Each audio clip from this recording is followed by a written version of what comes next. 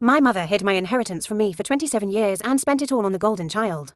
So now I'm going to make sure she regrets it. The craziest part, for most of my life, I had absolutely no idea there even was an inheritance. I spent decades struggling, working multiple jobs, living paycheck to paycheck, and in fact being homeless at one point. Meanwhile, the money that could have changed my life was sitting right under my nose, and the person hiding it wasn't a stranger or some corrupt lawyer. It was my own mother. But to understand how all of this happened, you need to understand my grandfather. Now, my grandfather was not an easy man to love. In fact, most people didn't. He was stubborn, argumentative, and judgmental. He had some truly ancient opinions about women, the kind of opinions that should have died sometime around the invention of electricity. If a woman challenged him, he'd immediately have something to say about it. If a woman was ambitious, he'd call her difficult. If a woman was successful, he'd somehow find a way to give the credit to a man. That was just who he was. And growing up, we fought constantly. Every family gathering felt like a debate competition. He'd make some ridiculous comment. I'd argue back. He'd get angry. I'd get angrier. The entire room would groan because they knew exactly where things were headed. But something strange happened over the years. The more I argued with him, the more he seemed to respect me. I remember one Thanksgiving when I was about 16. He started ranting about how women weren't cut out for leadership positions. I immediately fired back. We spent nearly an hour arguing across the dinner table. At one point my mother actually told me to stop talking. But my grandfather surprised everyone. He pointed at me and said, "No, let her finish." Then he sat there listening. That never happened. Not with anyone else. And after dinner he pulled me aside. He looked at me for a long moment and said, "You're too stubborn for your own good." Then he smiled. "You'll probably go farther than any of them." At the time, I thought it was the closest thing to a compliment he was capable of giving. I didn't realize how important that conversation would become years later. Despite all his flaws, my grandfather was brilliant when it came to money. Investments, real estate, stocks, and multiple businesses. The man could practically smell opportunities before anyone else saw them. By the time he got older, he'd built a sizable fortune. Not billionaire money, but enough money to completely change lives. Then his health began to fail. First came the heart problems, then the strokes, then surgeries, then complications. It felt like his body was slowly declaring war on itself. And eventually, he lost. When he passed away, I was in my early 20s. Like most families, everyone expected there to be an inheritance. What nobody expected was how he'd divide it. Because despite all our arguments, he left the majority of it to me. He still left money to my mother and my siblings. But according to the trust documents I would discover decades later, I was supposed to receive nearly 80%. Why? Because despite everything, he genuinely believed I was the one most likely to build something with it. He believed I was ambitious and independent. He thought I would use it to create opportunities. And he wanted me to have them. There was only one problem. The person put in charge of managing the trust was my mother. And that was the biggest mistake my grandfather ever made. Because my mother never wanted me to succeed. Not really. Looking back, I can see it now. She needed me beneath her and dependent on her. So this way, I am always available to serve her while my siblings were encouraged to chase dreams. I was expected to clean up after them. My mother had a favorite. Everyone knew it. Even if nobody said it out loud. My older sister, the golden child. Her pride and joy. Her mini-me. If my sister got in her, we'd hear about it for months. If she won a competition, my mother would call everyone she knew. If she wanted something expensive, my mother somehow found the money. But me, I was treated like an inconvenience, a problem to manage, a disappointment waiting to happen. And nowhere was that more obvious than when I tried to go to college. Because that's when the sabotage really started. See, by the time I graduated high school, I had one goal. I wanted an education. I wanted a career. I wanted a life that didn't depend on anybody. Especially not my mother. Unfortunately, she had other plans. She didn't think I was smart enough for college. In fact, she told me so repeatedly. Whenever I talked about applying, she'd laugh. Whenever I mentioned a degree, she'd roll her eyes. Whenever I brought up my future, she'd immediately change the subject. She treated my ambitions like some embarrassing phase I'd eventually grow out of. And when it came time to actually apply, she made sure every step was harder than it needed to be. She refused to pay for my SAT prep books or application fees. And when I needed financial information for student aid, she refused to help. Every obstacle became a battle. Every form became an argument. Every attempt to move forward somehow turned into another lecture about why I wasn't capable. Meanwhile, my sister was treated like royalty. And that was only the beginning. Because while I was fighting for the chance to attend college, my mother was quietly spending money that was never hers to begin with. And by the time I finally discovered the truth, 27 years would have already passed. If you had asked me back then who was more likely to succeed in life,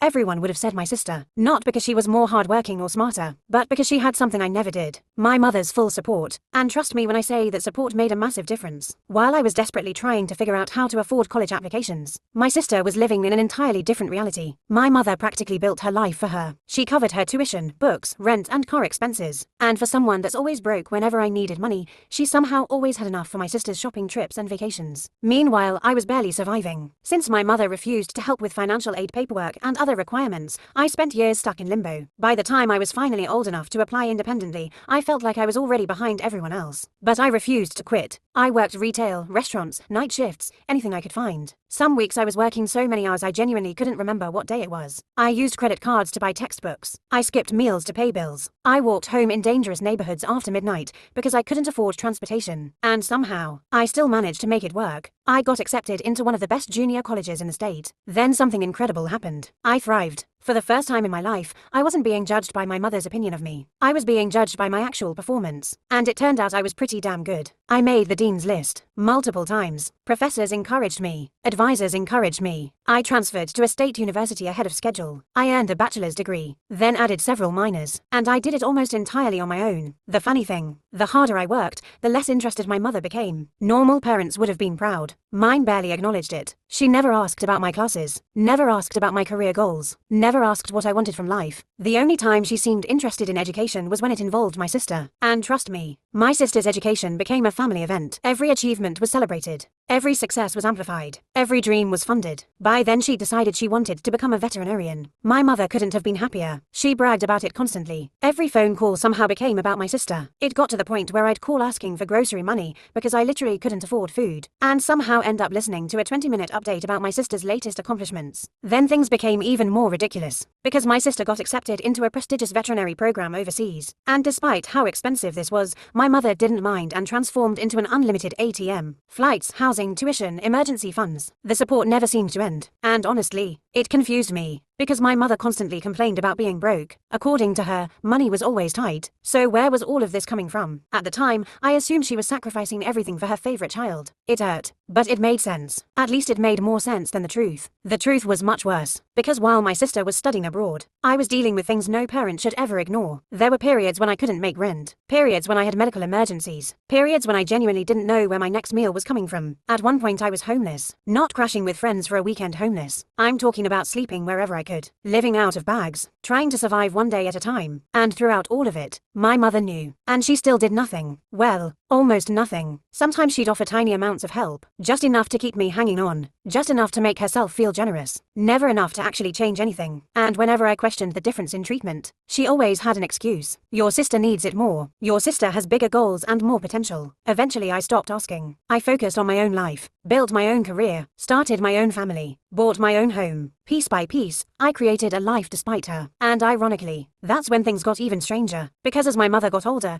her actions caught up to her and everyone started leaving. My brother and sister cut contact. Relatives and friends disappeared. Even the golden child had a habit of disappearing whenever the money stopped flowing. The only person who stayed was me, the daughter she spent her entire life treating like an afterthought. I became her caregiver, her driver, her emergency contact, the person handling her appointments, groceries and bills. And stupidly, I thought maybe this would finally change our relationship. Maybe she'd appreciate me. Maybe she'd finally see me. Maybe after all these years she'd realize I was worth loving too. I couldn't have been more wrong, because while I was sacrificing career opportunities, vacations, and thousands of dollars helping her, my mother was hiding a secret that was about to destroy what little relationship we had left. And I was only a few months away from finding it. But the thing that finally exposed my mother wasn't guilt or a confession. It was pure stupidity. Age had finally made her careless. For decades she had hidden everything perfectly. Then one afternoon, she forgot to lock a filing cabinet. And that single mistake destroyed her entire world. At the time, I was helping manage her household again. She had an appointment across town. Before leaving, she called me in a panic because she couldn't remember where she'd placed information for several utility accounts. Nothing unusual. By then I was basically functioning as her unpaid personal assistant. So I drove over, let myself inside, and started looking through her home office. At first, I wasn't searching for anything suspicious. I was literally trying to find account numbers. That's it. But then I noticed something strange. A filing cabinet drawer was partially open. Inside were folders I'd never seen before. My mother was obsessive about paperwork, the type of person who labeled labels. So seeing an unfamiliar folder immediately caught my attention. I pulled it out, and that's when my stomach dropped. Across the front was my grandfather's name. At first I assumed it was old tax paperwork. Nothing important, just historical documents. But curiosity got the better of me, so I opened it. And within seconds, my entire understanding of my life began to unravel. The first document was trust paperwork. paperwork. I started reading, then rereading, then reading again because my brain refused to process what I was seeing. Beneficiaries, percentages, asset distributions, investment accounts. Everything was listed. And there it was. My name. Right in front of me. 80%. I remember physically sitting down because my legs suddenly felt weak. Surely I was misunderstanding something. There had to be a mistake. Maybe it was an old draft. Maybe it had been amended. Maybe I was reading it wrong. So I kept digging. And the deeper I looked, the worse it got. Because behind the trust documents were years of financial records, bank transfers, stock liquidations, checks,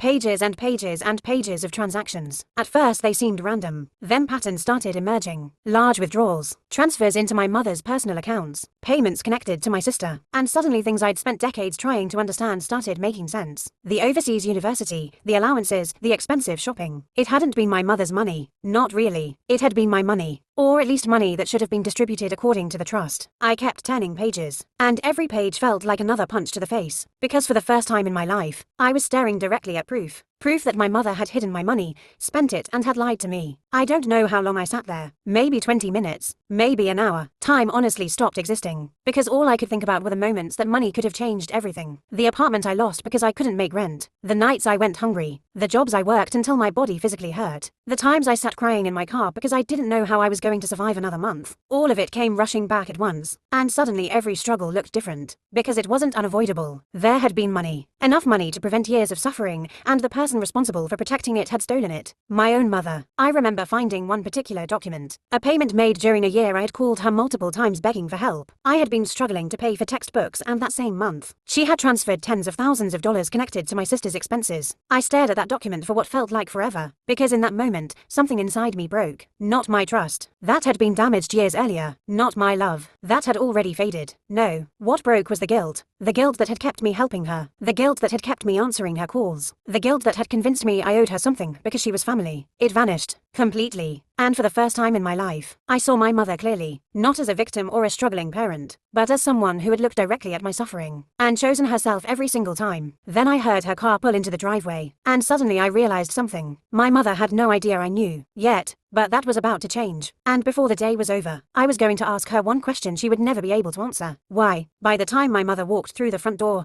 I had already made a decision. I wasn't leaving. Not this time. Not with excuses, another lecture or guilt trip. For 27 years, she had controlled every conversation. For 27 years, she had been the one asking questions. Now it was my turn. I heard her keys hit the counter. Then her voice floated down the hallway. Did you find the utility information? I almost laughed, because at that moment, utility bills were probably the least important thing happening in that house. I stepped out of the office holding the trust documents, and immediately her face changed. It was subtle, just a fraction of a second. But I saw it. That tiny flash of panic. The kind people show when they've been caught. What is that? She asked. I didn't answer. Instead, I held up the paperwork. Her eyes locked onto it. And suddenly she looked 20 years older. Where did you get that? And right then I knew everything I needed to know. Because innocent people don't react like that. Guilty people do. I looked directly at her and asked, why? She blinked. What? Why? Silence. I could literally hear the clock ticking in the kitchen. Then she tried the oldest trick in the book. Deflection. It's complicated. I laughed, because I'd spent decades listening to her explanations. And suddenly I was done. No, I said. It isn't complicated. I held up the documents. You hid my inheritance. Silence. You spent it. More silence. You watched me struggle for years. Nothing. You knew I was homeless. Still nothing. You knew I couldn't afford school. Nothing. You knew I couldn't pay medical bills. Nothing. Every sentence hit her harder than the last. And for the first time in my life, my mother couldn't look me in the eyes. Then finally she spoke. And what came out of her mouth made me see red. You don't understand. I remember staring at her. Because somehow, she was still trying to make herself the victim. Then came the excuses. One after another. The market was difficult. The trust was complicated. The family needed support. The money had to be managed carefully. Your sister needed help. Your grandfather wouldn't understand modern expenses. Excuse, after excuse, after excuse. Then she finally said the thing I'd suspected my entire life. The thing she had spent years trying to hide. Your sister had more potential. I genuinely felt my heart stop. Not because I was surprised. Because hearing it out loud somehow hurt even more. 27 years. And that was it. That was her justification. My sister was worth investing in. I wasn't. Then I asked the question that shattered whatever remained of our relationship. Did you ever love me as much as her? She didn't answer. And honestly, that answer told me everything. everything. Then something happened that made the situation even worse. Because in the middle of the argument, my mother's phone started ringing. And guess who was calling? The golden child. My sister. The woman whose entire adult life had been financed by stolen money. My mother declined the call, then immediately became nervous. And suddenly another thought hit me. What if she knew? I looked at my mother, then at the phone, then back at her. And I asked, how much did she know? The panic in her face was immediate. And that's when I realized this wasn't a one-person betrayal. Maybe my sister didn't know everything. Maybe she didn't know the exact percentages. Maybe she didn't know every detail. But there was absolutely no way she thought our mother magically funded hundreds of thousands of dollars worth of expenses while claiming to be broke. My mother immediately started defending her. Leave your sister out of this. Which was basically an admission by itself. Then came the guilt trip. The biggest one yet. She started crying. Not because she felt bad. Because she was losing control. And suddenly I got the speech. We're family. You don't do this to family. We need to stick together. You can't destroy your own mother. I remember staring at her in complete disbelief. Because after everything she'd done, she still thought she could pull that card. And that's when I said something I'd never had the courage to say before. I looked directly at her and said, "You're not family." The room went completely silent. She looked like I'd slapped her. But I wasn't finished. Family doesn't steal from you. Family doesn't sabotage your future. Family doesn't watch you suffer while hiding money that belongs to you. Family doesn't choose one child and throw the other away. Tears started running down her face. But for once, I felt absolutely nothing. Because I finally understood something. The woman standing in front of me wasn't my mother anymore. She was the person who stole 27 years of opportunities from me. And I was done protecting her. That night, I contacted an attorney. And once the attorney finished reviewing the documents, he told me something that changed everything. My mother hadn't just betrayed me. She may have broken the law. And if that was true, she was about to discover exactly how expensive 27 years of lies could become. The next morning, I walked into a lawyer's office carrying a box full of documents. And for the first time since finding the trust paperwork, I was actually nervous. Not because I doubted what I'd found. Because I was terrified I might be wrong. Terrified there would be some loophole. Some explanation that would somehow justify what my mother had done. A small part of me still wanted to believe there had been a misunderstanding. That part died about 40 minutes later. The attorney finished reviewing the documents. Then he slowly removed his glasses, looked directly at me, and asked a question I'll never forget. Has anyone ever seen these besides you and your mother? I immediately knew that wasn't a good sign. No. He nodded. Then he leaned back in his chair and said, "If these records are legitimate, this is extremely serious." My stomach dropped. Over the next several weeks, his team dug deeper, far deeper, and every new discovery somehow made the situation worse. Because what I'd originally believed was favoritism was actually much bigger. My mother hadn't simply redirected a few payments. She'd spent nearly 3 decades treating the trust like her personal bank account. And after thorough investigation,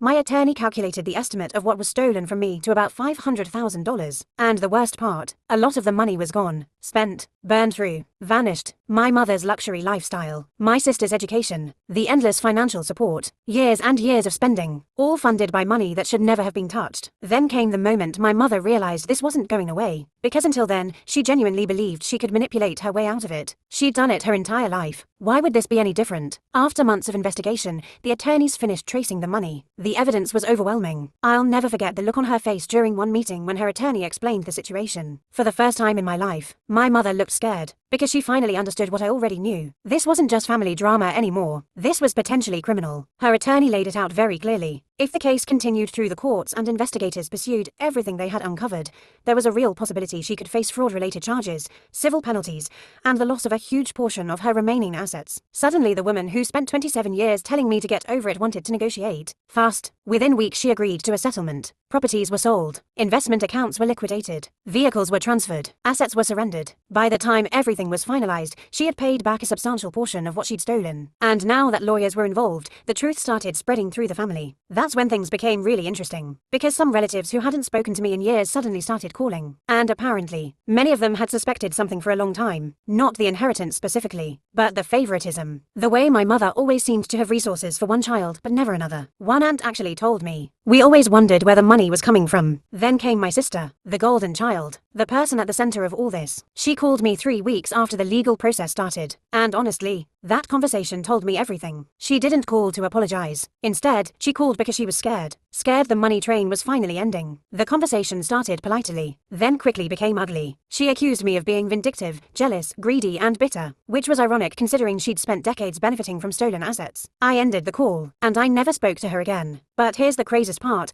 After paying the settlements, I never heard from my mom again. She silently cut me off. Because after all that, she still never saw what truly mattered. Never realized I just wanted to be loved. And although through therapy and lots of advice, I'm starting to realize that it'd never change and live with it. But if there's anything finding that secret cabinet's file taught me, it was proof. Proof that my grandfather had been right all along. The stubborn girl who argued with everyone. The girl nobody believed in. The girl her own mother tried to hold back. She was never the problem. And for the first time in my life, I'm finally building a future that belongs to me.